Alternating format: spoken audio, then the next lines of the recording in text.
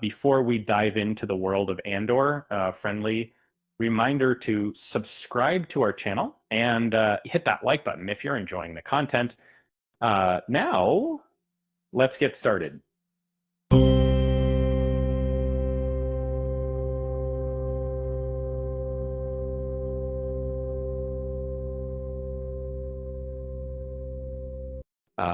Have you ever wondered what makes the Disney Plus series Andor stand out from other Star Wars shows?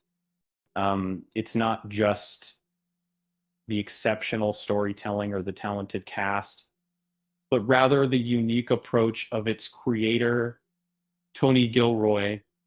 Um, Unlike other Star Wars productions, Gilroy's vision for Andor is refreshingly free from the weight of high expectations and childhood nostalgia associated with the franchise. Gilroy's lack of diehard fandom for Star Wars is a refreshing change of pace, allowing him to approach the series with a fresh perspective. However, it's a common misconception that Andor is not a true Star Wars show. On the contrary, this series owes a significant debt to the franchise, but in a more subtle and profound way. Is Unlike other shows that rely on surface level references to past films and stories, Andor delves deep into the craft and storytelling of the entire Star Wars universe. It's as if we're not just watching a spin-off, but unraveling threads from the rich tapestry of tales that make up the Star Wars galaxy. Tony Gilroy's history with Star Wars began during the editing phase of Rogue One, where he was brought in to guide the film to its final form. His expertise in character-driven espionage dramas made him an ideal choice to rework the movie.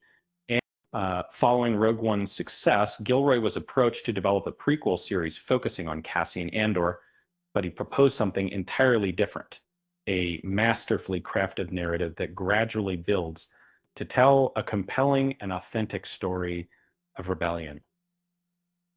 The result was a show that brought in some of the best reviews the franchise and the streaming service have ever received. The second season is now receiving even more acclaim, and it's clear that Andor has a unique tone and pace compared to many other Star Wars.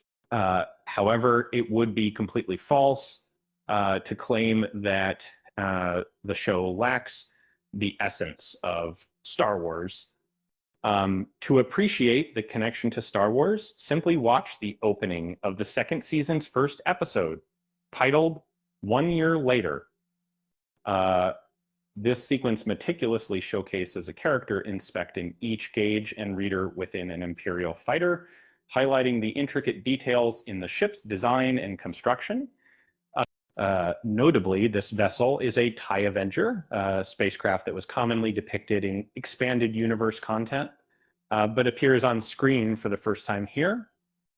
But in other parts of the same episode, Imperial figures discuss the planet Gorman, which is rich in resources that they plan to seize by force if needed. This isn't just any planet.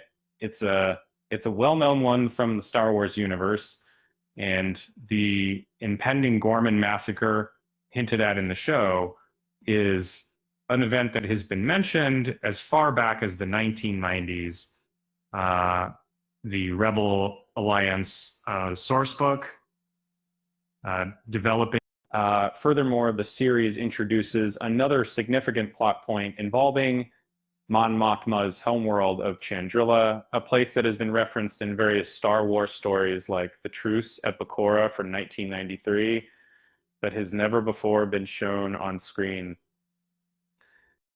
In contrast to other Star Wars streaming series like The Mandalorian, which casually drop references such as reintroducing R5D4 or using a digitally created Luke Skywalker. Andor delves deep into the most intricate Star Wars trivia. This isn't limited to mere lore references. Instead, the structure of the show itself often dialogues with the film's. For instance, a close-up digital shot of the TIE Avenger mid-flight during the opening dogfight in 1 Year Later mirrors the similar shot first used in the final act of Attack of the Clones, and essentially it's wrong to claim that Andor is not Star Wars-ish enough, despite Tony Gilroy stating he's not a diehard fan of Star Wars. The show brilliantly balances forging its unique identity while staying true to the roots laid by George Lucas's original Star Wars series, encompassing storyline, themes, and cinematography. Uh, and on that note, I'll leave you with a joke. Why did the Star Wars fan bring a ladder to the party? Because they heard the drinks were out of this world.